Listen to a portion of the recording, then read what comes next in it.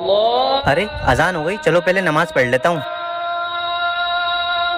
अरे चाबी तो बाइक में लगी छोड़ गया।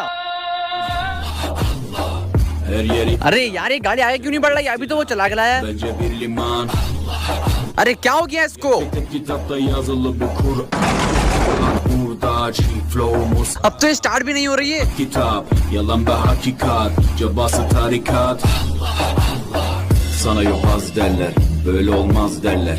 Onlar gibi düşünmedikçe çoban der. अरे सामने से नमाजी आ रहा है, जल्दी से खड़ी कर देता हूँ वरना वो देख लेगा। Bak istediğin güçle saldır. Biz Rab ve müptelayız işimde. Allah, dilimde Allah, zikrimde Allah, fikrimde. अरे चाबी तो मैं गाड़ी में ही भूल गया था। Aşkımda Allah, अरे ये गाड़ी अभी तो स्टार्ट भी नहीं हो रही थी, अब अचानक से कैसे स्टार्ट हो गई?